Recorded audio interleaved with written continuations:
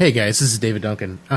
We misspoke at the end of this episode. This is actually the last Expanse episode for a little bit because we're going to be moving into Star Trek Lower Decks starting the next week, next episode.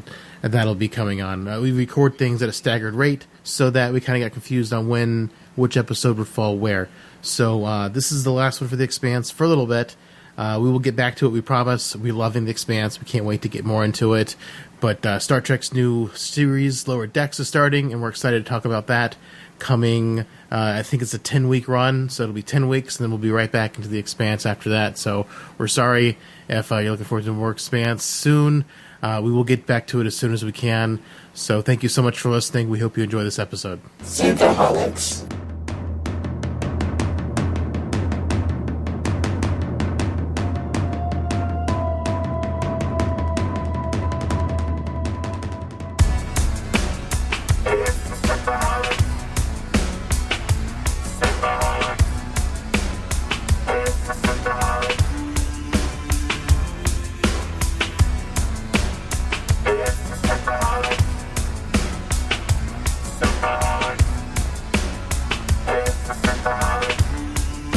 New file is a go.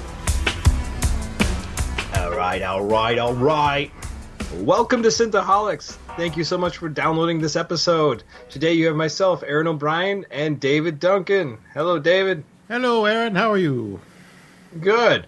Dave, we are going to be talking about The Expanse. What? What's The Expanse? I've never heard of this show. I know, me neither.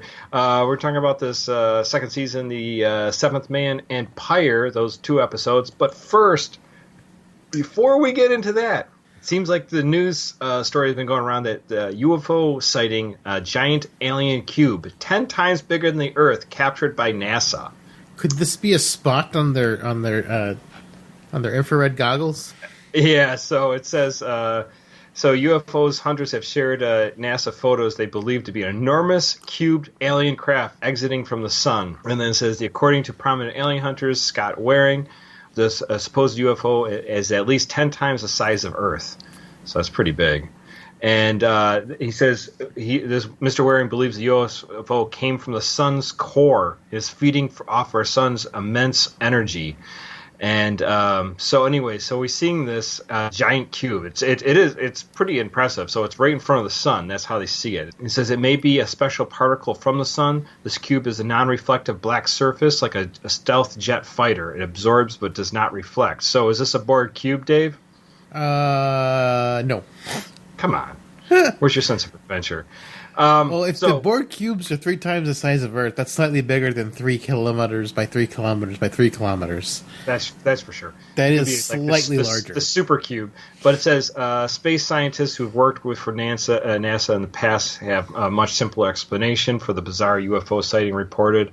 According to former NASA engineer James Olberg, says most UFO sightings are nothing more than space dandruff floating in front of the camera. So they need some head and shoulders, I guess. These specks of dandruff can be anything from bits of chip paint drifting aimlessly in zero gravity, and flakes of ice, or a spacesuit insulation that has broken off. So just be anything, just floating out and caught in the camera. Well, I mean that's what I'm thinking too, because I mean if it's just a single image, which I've seen the single image floating around, like I haven't read the articles personally, but it just seems like, well, it's probably just nothing. I don't know if they can't see this from multiple angles, then it's probably. It's kind of a joke episode. I mean, I'm joke article because the way they portray it, but it's funny because it looks just like a bar cube in the thing. It does. I mean, it looks perfectly cube in the picture, or at least perfectly square, I guess, in the picture. But I mean, it would be cool. I feel like there's been other cube things they've supposedly spotted before. Mm-hmm.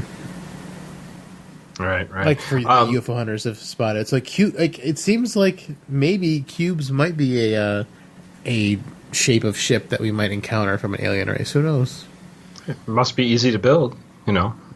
But we did get a New York Times article that says that talks about UFOs and talking about disclosure of UFOs, which is very interesting because New York Times just does not usually put stuff about UFOs. So the article is titled "No Longer in the Shadows, Pentagon's UFO Unit Will Make Some Findings Public."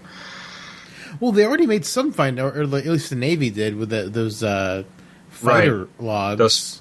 Those fighter, which are pretty. I mean, when they say UFO, it doesn't mean necessarily alien. But it was like impressive. They could see it. They didn't know what it was, and it could make 90-degree turns.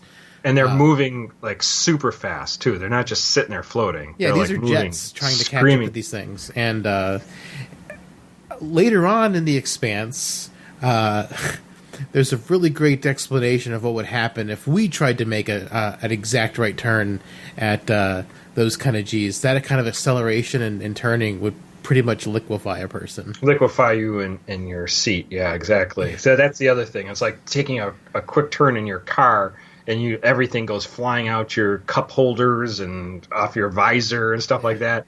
Just imagine if you're doing that, but like a zillion times faster. So, yeah. In season 3 of The Expanse, we see someone get liquefied. Yeah. Oh, so that's something to look forward to, Aaron. Oh, nice. I like to see liquefied people. So this article says basically that there's been basically a unit within the Pentagon called the Advanced Aerospace Threat Identifying Program Defense Department, and they have $22 million in funding that lapsed after 2012, but they did not shut down after that.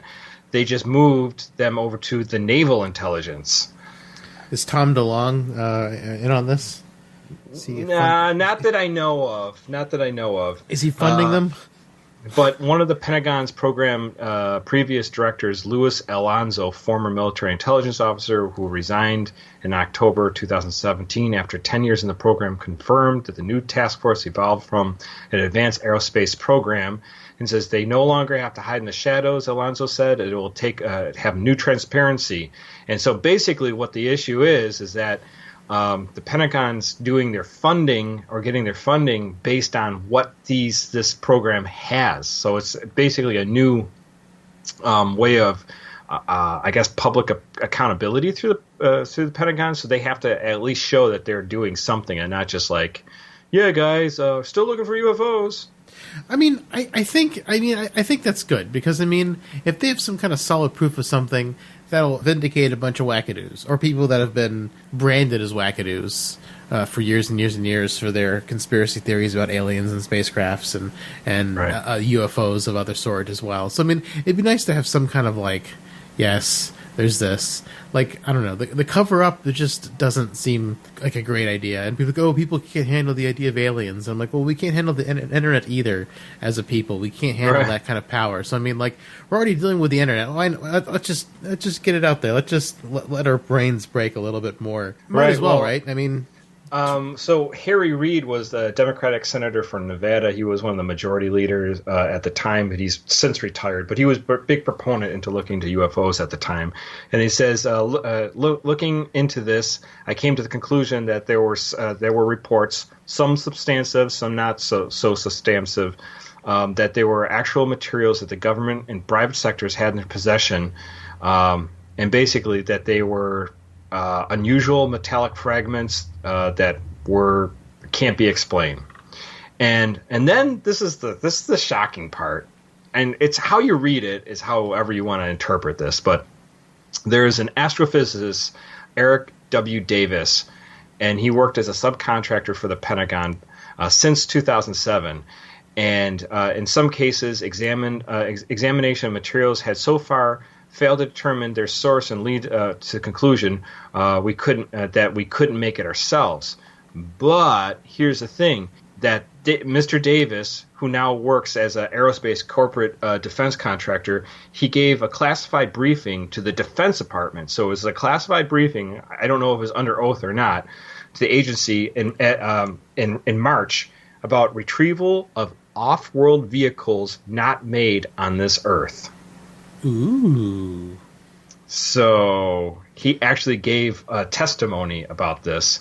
The first Independence Day movie's real. We have an alien craft captured at Area 51, and Data himself has got long hair and just whacking out about it.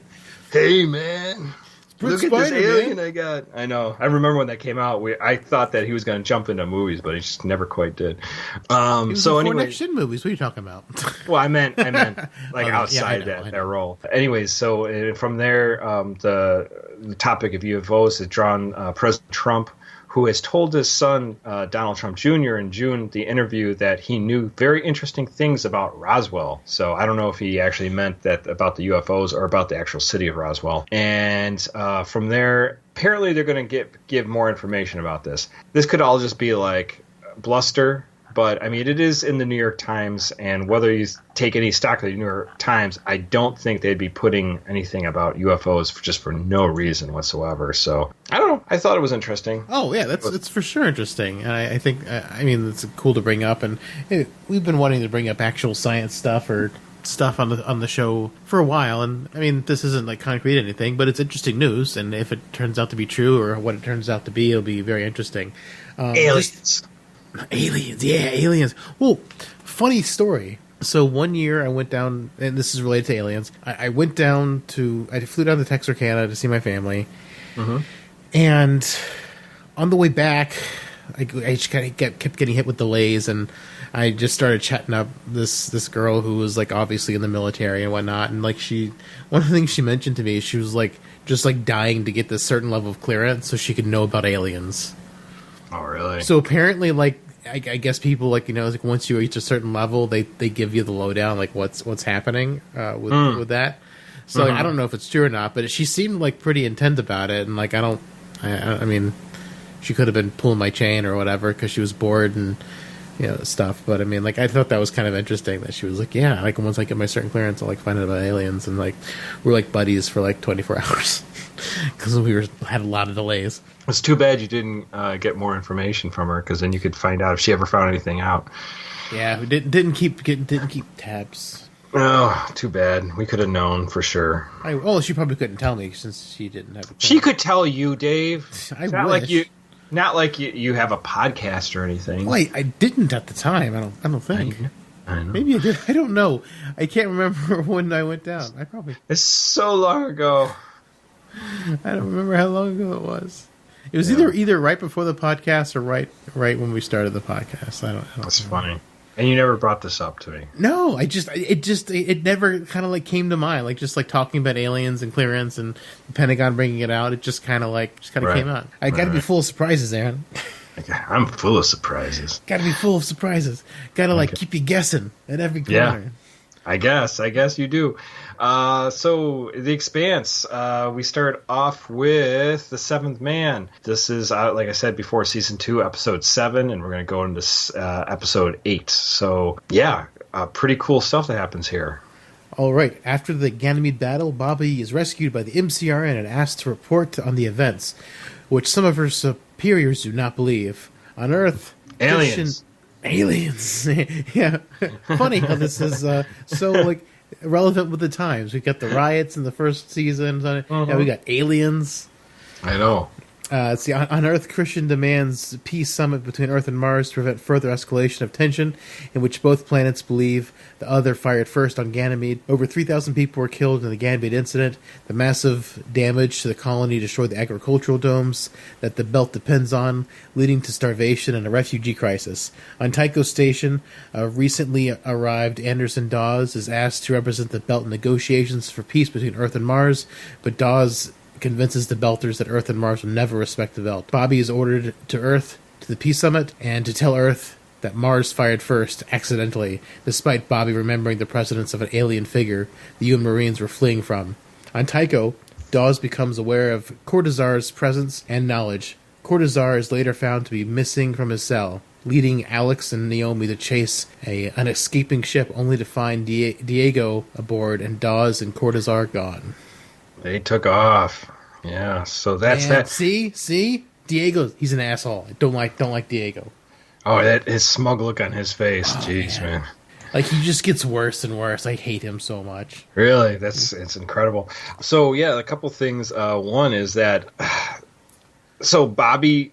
great opening scene, too, with, she's, like, regaining consciousness, and seeing the alien, but then she's confused, she doesn't know what she's seeing, and then all of a sudden like she gets rescued right after that. So that's a great opening scene there for Bobbie, and the fallout of the destruction of everything on Ganymede. Also, the politics there at play, not just on Earth, because Earth doesn't. Some people like Airite doesn't want to have a peace conference. Oh, he's all about war, but he's also kind of like he wants the eyes off the Meow family.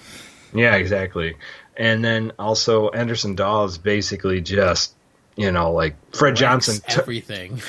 Fred Johnson tosses him the ball, say, go to Earth and represent us. And he's like, fuck that. I ain't doing that. Oh, man. Like, they treat us like animals. Animals. Yeah. I play the drums for the rest of the band. The Muppet Band does not respect me. I know. It's like, animal. Ah! They think we're animals. Yeah, Anderson Dahl's like they're having the little like secret meetings of all the OPA, and he just is like, yeah, I thanks for inviting me, thanks for asking me to go, but they're never going to take us seriously. And then even Holden's like, we got to work together, and he's like, it says you're idealistic. And Naomi, oh man, Naomi really put the knife in everyone's back there. Oh yeah, Naomi's just like digging herself a grave. Holy shit. I mean, like, I had such high hopes for her, but she just turned all shifty. Yeah. I lost, in general, I lost a lot of respect for Holden and Naomi this season. Yeah. Well, Holden, still being the same character. Yeah. I mean, so far he hasn't, but it just, like, as the season plays out, it just kind of gets, like, he gets more and more questionable. And I'm just, But Amos is great. Well, Amos... Obviously, they're helping the refugees in Tycho Station. Amos pushes that girl because their mom was trying to get a second one or whatever, and like he like loses it. Yeah, they're trying to get some extra rations, and he's like gets real frustrated, and this little kid goes, "Leave my mommy alone!" And all of a sudden, he's like taken back to when he was like 8 years old. Yeah, because he's just like, I used to be that kid. I've become a monster. And then Amos goes to the protogen scientist, Cortazar, and basically he talks to him about what happened with him and his mom, but also then the procedure they did to Cortazar to make him so just like took a magnet to his brain. Yeah, but they basically just made him just not feel anything. And it's like a lobotomy kind of. It is a little bit like a lobotomy, and then he's like, Amos, I could do that for you. And Amos is sort of like, you could tell him for a second. He's like, yeah, maybe, but he was like, no, I don't want that. He's like, no, not really. But you can tell he was thinking like that might work for me, maybe. But Amos doesn't. I mean, Amos feels, but he tries not to show that he feels. Whereas Cortazar feels nothing, and Cortazar even said something like really shocking. He's like, love is pointless. Love almost kept me from making the most important scientific discovery known to man. Yeah, and it's just like, wow, that's like a harsh way to look at things, dude. Right, exactly, totally. But yeah, so Amos kind of goes MIA, just totally just takes off, and Well, because I guess he's trying to deal with like what he's become, because he's the kid jolted him back to what he was like as a kid, and right? He's trying to deal. Totally. He's trying to rationalize like between what he was as a kid and what he is now. Right. Yeah. I mean, and obviously he's working through some stuff from his past, and that's why he's been like the way he is.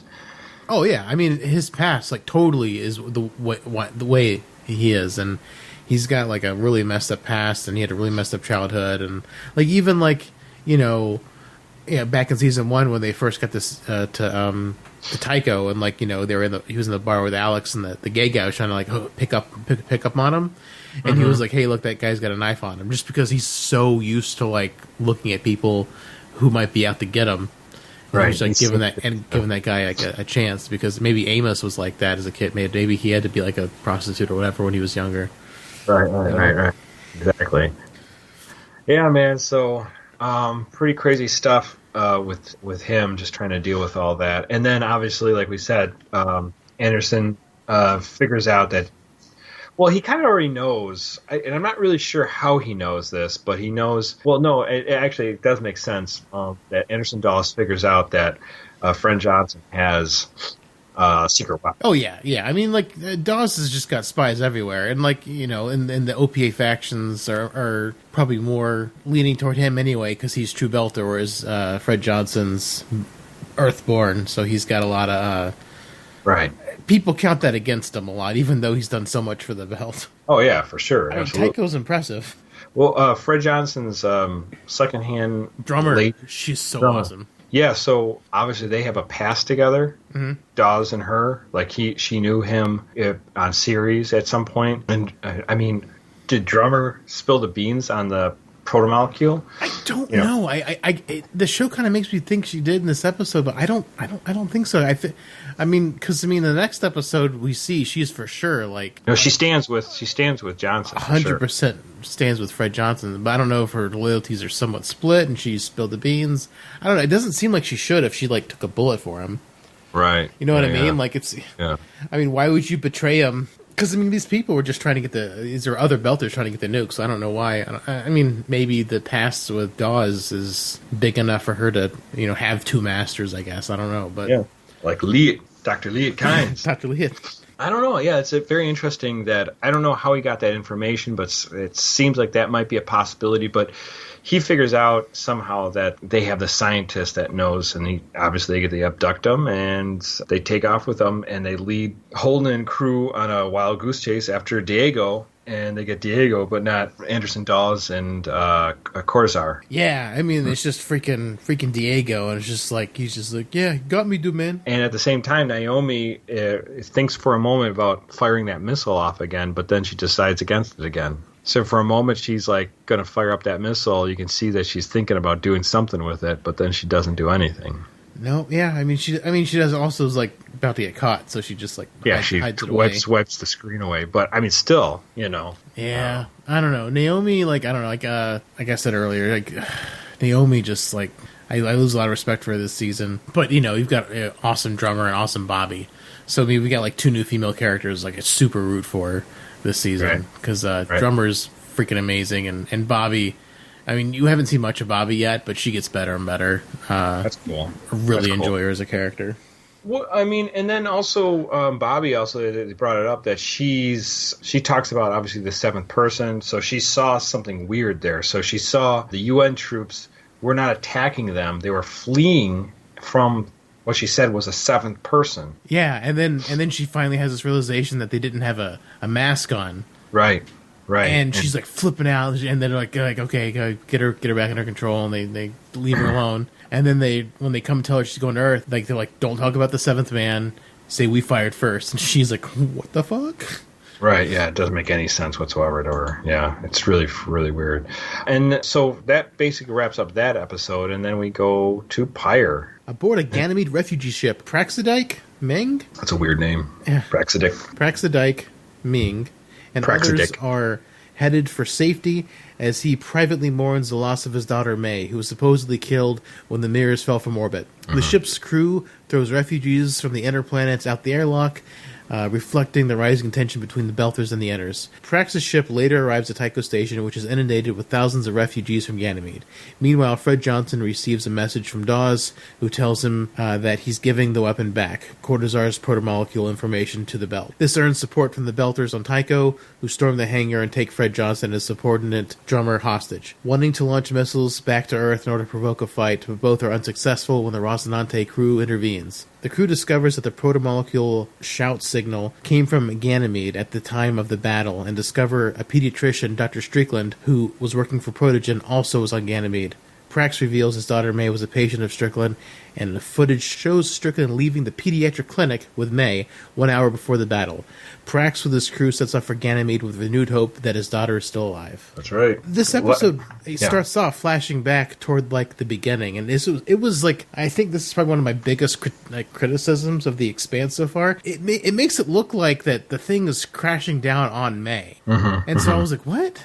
And then they said she ran off with Dr. Strickland later. I'm like, well, why did it show her like at the window when the windows were falling and he was looking at her? Like, It didn't make a lot of sense. Yeah, it was like sort of like maybe a romanticized version of like, there goes my beautiful daughter. Oh my God, there goes my beautiful daughter. I mean, I guess it was just like, it was like super unclear. Like, it was just like, what? Like, why did they show that? But then he was, I don't know, it was odd decision making from the filming. I mean, I guess it was romanticized, but still, it was kind of like, what? No, I agree. It's a little confusing. Yeah, it would have been nice if she just says, "I'm going to school, Dad," and he goes, "Okay, see ya," and that was it. Yeah, and then the stuff falls, or whatever. I mean, like, they could have sped up time, or they could have like explained there was a time gap there, but it was just like he's just like watching her touch the window, and the mirror falls on them. Yeah, it was just kind of weird. I was like, what? What does this have? Like, I thought it was weird math they did that basically that this Dr. Meng, or not Dr. Meng, but the what's his name, the Strickland is he makes propane. Bobbie, let me tell you about Strickland propane. I have a narrow urethra, Bobbie.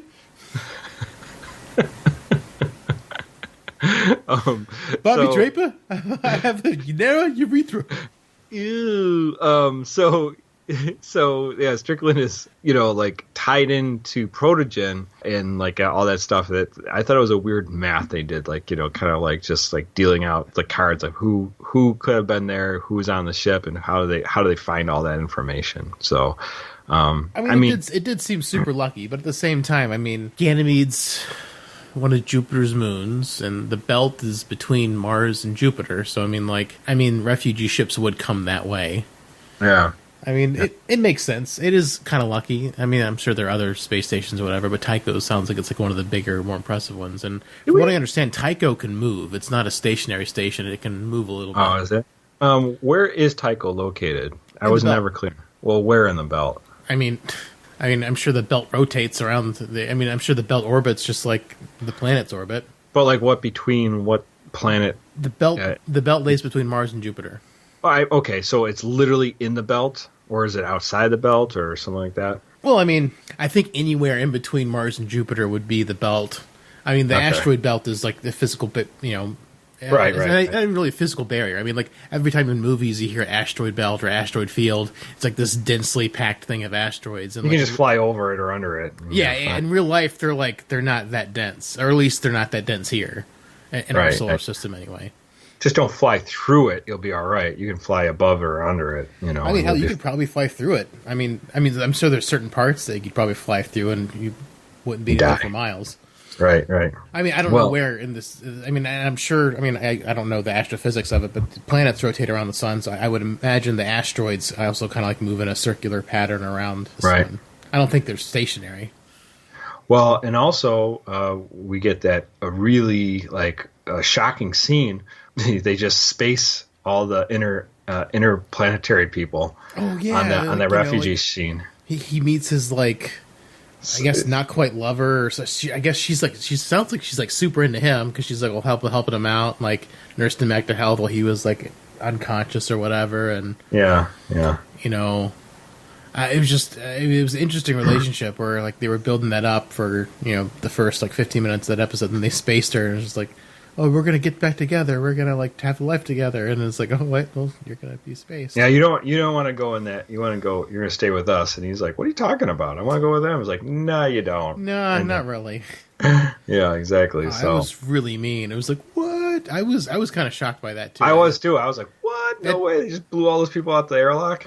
Yeah, I was just like, what happened? And then like, he didn't think about getting the name of the ship he was on or like what's going on. Because when they get to Tycho, he's like, I got to report a crime. And she's like asking him all these questions. He's like, I don't know any of the answers to any of these questions. I know. It's like, well, you, sir, should have been paying attention to some details. Well, like the Belter guy who was like, yeah, you're better off with us. Whatever. He could have asked him some questions like on the down low. I was like, okay. What's your name? What's your name? What's the ship we're called on? Who's the captain of the ship? Or like maybe look at the dock number and the name of the ship like on an airport. Anything. I mean, you did grow up on the belt, so you must see things like this all the time. So, well, I mean, maybe. I mean, I think like the synopsis we read said like there's escalating tensions between the belt, Earth, and Mars, and Dawes is always trying to raise that tension, and so I think they're This is a byproduct of it. Right. And obviously Dawes telling Fred Johnson that he's got the information about a secret weapon, and then he's going to bring it over to the control to the Belters. And I'm like, oh, man. Yeah, you don't even know. Dawes is just bad news. You do not know what you're dealing with. No, he's like a power grabber guy. He's just like, he's the opportunist, and like he doesn't seem like he's got I mean, I guess he's got a good head on his shoulders, but I mean, he doesn't seem like he has a long-term plan. He's just like chaos. Right. Let's just still be on the, I mean, I guess that's how you were brought up and you've always operated that way, but I mean, even Fred Johnson's like, hey, we gotta like try to play for power in a way that'll gain respect. And Dawes is like, nah, we can't get respect. We're animals. Right. Animals! She's just like, animals!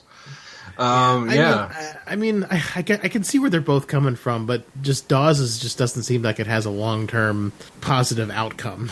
Like, what are they going to get? I mean, if they really if they really got the nukes and tried to nuke Earth? Well, like you said, I mean, he says, when they try to take the nukes from Johnson and off Tycho Station to fire at Earth, they're just going to shoot it down. You're not going to get anywhere. Mm-hmm. And they're just kind of idiots about it. They're like, yeah, so we'll see what happens. Like this is your only little bit of power. You're just going to try to waste it. Yeah. It's just. I mean, the Belters, at least these ones, don't seem to have any kind of like. Well, these guys are like thugs, just with like some type of plan, but they're not thinking ahead on their game. Well, but neither is Anderson Dawes, really. It seems. Yeah, I mean, I don't know. I don't know what the outcome of them playing with the protomolecule, but I mean, it's I see where he's going with it, but he doesn't know the severity. And like even Holden was like saying, "I was on Eros, I saw that, and you do not want to mess with what happened on there." Yeah, So I think this is the last we see Dawes. Oh, really? Mm-hmm. Don't see him after the last episode. Maybe we see him again later in the season, but I'm pretty sure we don't see him at all in season 3 or season 4. Like he's mentioned in passing, but like he's gone. Like I'm pretty sure this is his last episode. So I mean, like, I was kind of surprised by that. I figured he'd be a bigger player, especially after the stuff he pulled here. I don't know if they wrote around maybe the actor not being available. I mean, I don't know if it's how it happened in the book either. I mean, I'm still in the first book, and we're moving steadily through the second book as far as the TV material goes, and into the third book soon enough. Right. Yes. Yeah. Right. So I don't know how it plays out there, but I'm definitely thinking that I'm surprised if he becomes a smaller player. I don't know. It'll be interesting once I get to the books to see if the show had to do something different with him. And then we get the whole thing with Alex finding Amos, and they get into this like escalation where they're like, Amos is ready to throw him down the walkway on the ship. And he's like, I can't do that. Who's gonna fight this ship? I know, it's like. And then they're waiting to apologize to each other, and then Amos is like, "Do you hear that too?" Yeah, so they don't have to. Yeah, no, but it's so psychotic. Amos just doesn't even like see that he was almost gonna kill Alex, and that I mean, a prison sentence must not happen very often out in Belter life. I guess. I mean, like working on some of the ships is. I mean, probably being exiled to the belt is pretty much prison, becoming forcibly becoming a belter. Because A, you're forced to do like menial labor. 2, you're in a culture that hates people from Earth. So I mean, like you're double screwed if you like get sent to the belt. I mean, I would imagine that would be like what prison is or whatever. Right. For Earth and Mars. I mean, very very dangerous. Yeah. Yeah. I mean, very dangerous work. It's like basically Rua Pente. Rura Pente, the alien graveyard. It was shocking that how obviously Alex got upset that he's saying, why aren't you with your family? Why aren't you, but Alex, I don't know the full reasons of everything with Alex, why he hasn't gone back. I mean, other than Alex just was believed to be dead. And so he kind of. I mean, that's his excuse that he's been using so far. I mean, More of that comes a little bit I'm later. sure we'll get more information about that. Yeah. But Amos like kind of gets in, and then obviously it gets Alex all worked up, and then Amos is no place, in his head right now to be dealing with Alex pushing on Amos. So Yeah. Well, I just like the whole crew of the Rocinante, especially Amos and Naomi, not Amos and Naomi, Naomi and Alex. Like, I forgot to mention this several episodes ago, but like whenever they escape Eros and like Naomi's like bitching about, oh, we should have saved more people, and it's just like, you are an ice hauler. You are not the Enterprise. You're not Kirk. You're not Picard. You're not any of those people. Your job is literally not to help people. I mean, like, yeah, you help the people you could out of the kindness of your heart, but you're not the Federation. You're not like, that's not your job. That was not your job description. I just felt that was kind of strange how she was like, oh, we should have saved more people. I'm like, well, I think that's what's remarkable about them, because it's always, if you really think about it, like, I mean, we get a little bit about this at the very end, just before the episode closes, but like, besides Fred Johnson helping them as a crew, like, they just throw themselves into every issue and try to take command of and try to fix things. Yeah, they do. I mean, it's like they've become the Federation, even though like their job was hauling ice. It's very interesting, like, dynamic that they've done, but it's so strange. These all like that they're so like free loving and like, I mean, not free loving, but like they're vigilantes. But they're not even like, they're like the A-team in space. Yeah, they sort of are the A-team in space. They're the A-team in space, and it's just. But I didn't even think about the A-team in space thing until just now. But I always thought like they seem like they're trying to do Federation values, even though the Federation does not exist in this universe. Well, Holden does. I don't know about anybody else. They're all playing by their own rules. They are, but they all listen to Holden, or to a point, or Naomi listens to Holden and tells Amos what to do, since Amos isn't really on Holden's team exactly at this point. Right, exactly. I don't know. It's bizarre. So I don't know. It's all very interesting, but at the very end, Fred Johnson basically tells them, like, you're not going to be welcome back. Because Fred Johnson wants, more, wants Holden to work for them and Holden to be listening to what Fred Johnson, and Fred Johnson's like losing a lot of control. Oh yeah, and obviously he almost loses the Tycho Station by the OPA trying to take over. Oh yeah, that faction loyal to Dawes was trying to take over and take the nukes, and that was such a great scene, by the way, because they're like confronting Meng about like his daughter's pediatrician. And then they get the call that like Fred Johnson's in trouble, and they go and like cut off the air. And they're trying to take the nukes. Yeah, they're trying to take the nukes. They discover that, so they go in and save the day. And I love Drummer so much. As soon as she gets shot in the gut, she gets like suffocated, and then as soon as like Alex helps her up, she takes Alex's gun and shoots the two guys that were like leading the.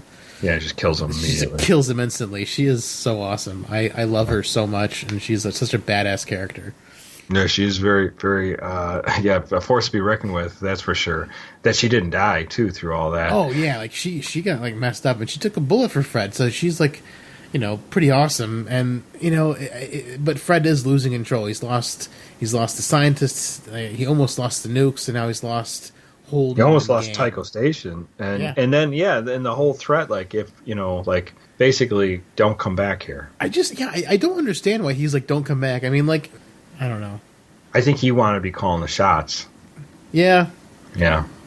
Yeah, but I don't know. Like, they literally just saved his life, and he's like, yeah, don't come back. It's just. Well, like, even James says to him, like, we just literally saved you. Well, basically, Fred Johnson was like, oh, we replaced so many parts on the ship, it's basically mine. It's like, well, we saved your life, so let's just call it even, like, so for payment or whatever. But I don't know. I'm a little bit upset that they kind of like cut ways, but the Rocinante, they're definitely like the A-team in space. They're gonna march to the beat of their own drum. Yeah, right. Alex is Murdoch. Murdoch, yeah. Amos is B.A. Barabbas, Mr. T. Yeah. Naomi's Face, I guess. Could be Face. Yeah, Face. Yeah, I guess. And then who else we got? Holden is the Colonel. Yeah. I guess you're right. And that's the A-team. And it's 4 people. It's A-team in space. It is the A-team in space, I suppose. We figured it out. Yeah. That's what it is. Instead of a black van with a red stripe, they've got a MCRN attack ship. That's right. Just as good. Yeah, absolutely. I need to like do a super cut. Dun, dun, dun, dun, dun, dun, dun. Dun. Yeah, right. But yeah, I mean, it was some cool stuff. How they took back Tycho Station, how they cut off the air, like he cut the like one of the platings off the outside of the ship, and to change the gas inside the air inside the control room and stuff like that. But pretty cool sequence of them getting taken over, trying to take the nukes, and then Amos saving or changing the gas and all that stuff. So I don't know, it was a great sequence. Yeah, so good. And but a lot of fun, and I can't wait to see what happens. This is as far as I've gone in the episode, so Aaron I don't know what live comes. with it now. Yeah. He is no longer ahead. He can't look back. Maybe I'll watch some tomorrow when I get a chance. But yeah, this is as far as I went, so I don't know what's going to happen after this. So it's going to be interesting. Well, the thing is, I don't either. I mean, I do, but I don't, because it all just runs together in my head. Gotcha. It's all just like one giant story in my head, and I can kind of remember like the different like phases where it kind of transitions from one book to the other book, because they always feel a little bit different when they do that. But like each individual episode, it's hard for me to like nail down. I think next time we're gonna actually see Draper on Earth, if I remember correctly. Okay. So that's interesting. Yeah. Cool stuff. Well, anything else to talk about before we close up this episode? Aliens. Hopefully we'll get some aliens. That'd be fun. Yeah, it'd be cool. I mean, it is 2020. Anything is possible at this moment in time. Anything is possible. That paint chip could be a Borg cube. It could be. I think like you were saying before, it's like it's not like we can't handle the idea of aliens. So if there are aliens, like, why are they keeping that from us? So many people want to believe. Yeah. Like, it's what the X-Files is. So many science fictions, like, so many sci-fi nerds. I mean, like, I mean, almost everyone probably in the United States has heard of, like, Star Wars, and have heard of Star Trek, and heard of the Enterprise. I mean, like, it's at least, like, in the culture as far as people are aware of it. And even probably more people know about Roswell and aliens. I mean, like, people maybe not believe it, but they've probably heard the stories, and it's it's embedded in our culture so much. And if Americans have any culture, it's probably aliens. Well, I just think that, I mean, I don't know if I believe in any of that stuff, but it just seems weird that we've been investigating all this stuff, and we have seen, there's a ton of videos you can watch, especially military videos, not just U.S., but, I mean, I was watching one from... They have Russian ones? Russian. I was watching one from Chile. Their Air Force was going after a ship that was, like, dumping all this weird chemicals into the air and then just disappeared. I mean, it was, like, really bizarre.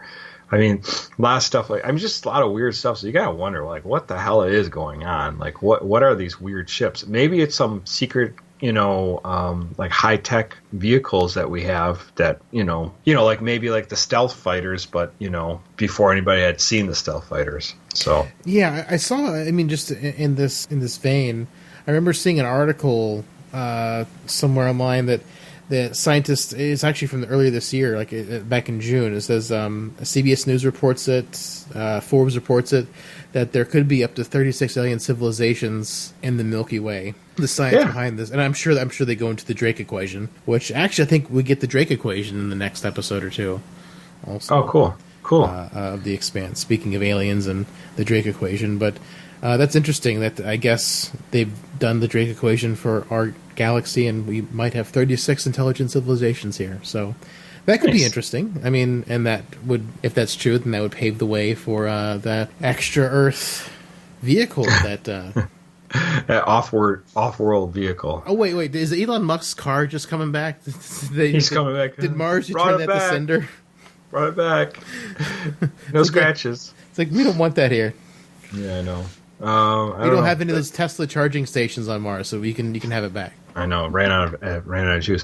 Well, guys, if you have any other thoughts or about the Expanse or about UFOs or anything, you can please you can email us at synthaholics@yahoo.com.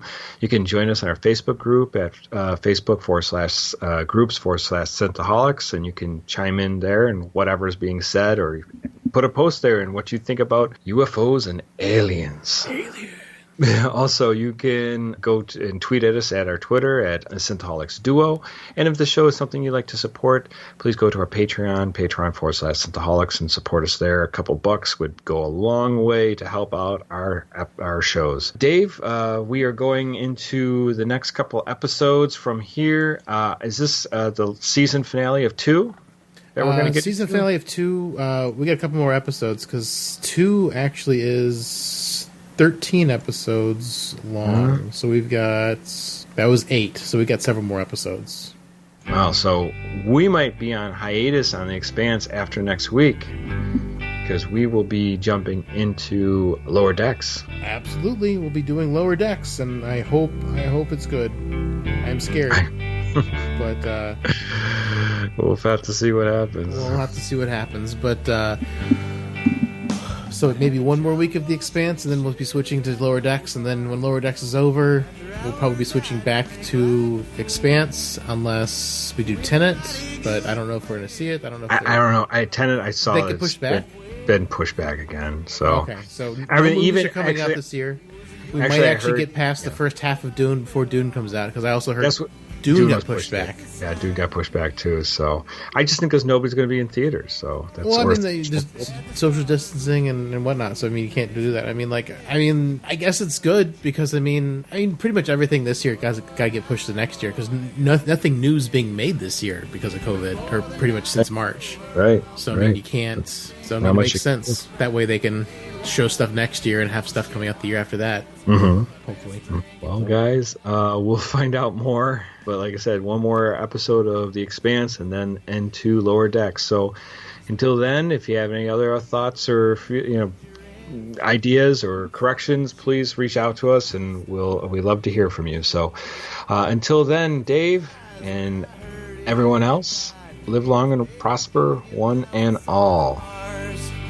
Well, McCoy, my boy, come mix me a drink. Before the night's over, I'll puke in the sink, and we'll cry till we laugh, and we'll both shit our pants. You're the best drinking friend I ever had. Dun dun dun dun dun Dun dun dun. A-Team in space. Dun, dun, dun, dun. That's pretty true. I literally just thought of that. I don't know if Naomi would be Face though. She's pretty, but Face is more of just like the good looking guy that takes care of everything. When they need to have. She takes care of the ship.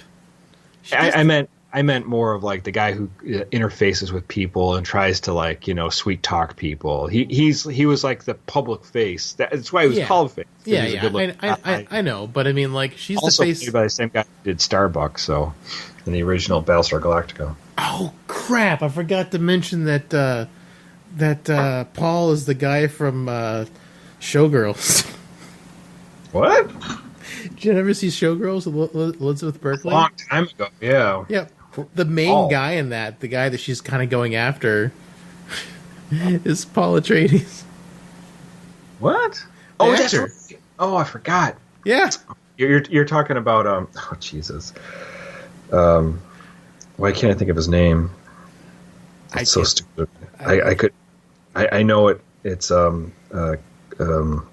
thinking Dr. Kynes. It's not. It's Kyle MacLachlan. Yeah. He's in Showgirls. I forgot he's in Showgirls. Yeah. I was the movie nights thing that you sent me with the Star Trek, the funny things that she does for Star Trek. I was like, look, one of her, she did Showgirls. Oh, and it came up in my feed because I had watched some of her Star Trek videos. So I watched it and I was like, oh my god, it's Paul Atreides. And I'm so sad I forgot to mention that during our Dune episode. I guess they'll hear this in the outtakes. Dune was his first movie ever. Yeah. Yep. Really interesting. He did a lot of weird stuff too. He did a lot of stuff with David Lynch. If only Showgirls was David Lynch. That would be weird. It's a weird enough movie to be a Lynch movie. I haven't seen that since the 90s. It was a terrible movie. I haven't seen it in years either, but just like watching her do it, and I'm just like, yeah, that was a weird movie. There was no character development in that at all. She was a horrible person at the beginning of the movie. She's a horrible person at the end of the movie. Yeah, right. And the thing is, like, it could have been a good movie if had there been some character development and everything like that. Because I mean, like, the production values were good. The acting had some hit and miss things, but I mean, I don't think it's because Elizabeth Berkley's a bad actress. The director probably just didn't ask for better takes. Interesting. Because I mean, like, I remember at some point in the thing, the movie nights girl was like, she's not a bad actress. She's got some really good, lines in some point. In other parts, like, the lines are just so bad she can't make them work, or they never tried to get a better take. And I mean, it's true for a lot of things. I mean, look at Star Wars. I mean, like, they do more than one take of those, but like, some of them they just use what they thought was the best one, and man, there's some really bad takes. There's some bad takes, and then there's also like some really good takes, but for some reason they just end up using that take for one reason or another. So yeah, I know, right? So I mean, who knows in the filmmaking process? But Movie Nights also did Showgirls 2, and Showgirls 2 looks like there's a Showgirls 2? Yes. I had no idea. I had no idea there was either. But he's not in that, right? No, Elizabeth Berkley's not in that. But one of the other girls from Showgirls is, and she's the main character. But apparently, it's just it's like a really bad copy of Showgirls 1, and it looks like it's 16 years newer, and it looks like it was like a shot on. Have you ever watched Best of the Worst and seen some of those awful movies that Red Letter Media like critique or whatever? Right. Yeah. Like, it looks like one of those, like a camcorder movie that just got bad editing, bad shooting, bad everything. And so, I watched both her videos, like, looking at it, Showgirls was like a professionally done movie. Like, the cinematography was much better. It looked like a movie. Oh, yeah, it was like, that was when that came out, because that one girl was from Saved by the Bell. Yeah, Elizabeth Berkley, yeah. Yeah. Yeah, and the thing is, it was a big deal, and then all of a sudden, people were like, the movie killed her career, because the movie was like a dud, because, I mean, the only thing it had going for it was tits. Yeah, exactly. And I mean, like, you need more than tits to make a movie work. And like you said, it was like a morality tale, but the thing is, she was awful at the beginning and awful at the end. Like, she didn't start off innocent and turn evil. That would have been an arc. If the movie had an arc, I think it would have been better. And she describes it as like, it was like, this guy doesn't know how, whoever directed this and wrote it doesn't know how people act. Because, like, she was like, is this sexy, question mark? Because all the things were so weird. Like, her thrashing around the pool and, like, the black guy she lap dances on. Like, she's like, oh, I can't have sex on my period. He goes and checks it. And he's like, is that sexy? I don't think that's sexy. So it's like, she was like, it was written by an alien. So, like, if it had, like, a more competent director who wasn't so weird or whatever, and who knew what sexy was versus what not sexy is, maybe it could have been a better movie. But well, the guy who directed it is named Paul. No, Paul Vero even, yeah. And he's like German, and he did RoboCop, Total Recall, Basic Instincts, Showgirls, Starship Troopers, and then Hollow Man. He's done some good movies. Yeah, so maybe it was just a terrible script. And then the guy who wrote Joe Esterhaas, who did he write? I don't know. But, I mean, like... he did Basic Instinct. Half of those movies you listed were good. Or pretty good. He did Flashdance, Heart of Fire, never heard of it. Showgirls. Yeah, the rest of them seem kind of shitty. Yeah. Movies. I mean, at least the director had directed some good things. Yeah. That's interesting. So I mean, like, because I mean, he's a director. He knows how to like make a movie look nice. But whoever did I think there's like this blonde girl in Showgirls 1 who like is like a side character, and she's like the main character of Showgirls 2. But she also like shot. Like, I think she also like did a lot of the like she produced it. I think she helped shoot it. Like, so she did it. So she's like obviously not a director or whatever. So it's probably why the movie's so bad. But yeah, you should watch the movie nights. I mean, that's all. I couldn't even finish watching her review of Showgirls 2 because it was just so bad watching the clips. I'm just like, this looks awful. So I didn't even want to finish hearing what you had to say, because I mean, it wasn't that funny, but I was just like, wow, I feel bad that you had to watch this movie. Oh my god! But yeah, you should check out her reviews on those movies. It was at least the first one, and then only watch a little bit of the second one so you can see how bad it is. I guess, yeah. I barely remember, and I remember it not being a very good movie too. So It was not a very good movie, but looking at the clips, like it was competently shot. And yeah, that's something. right.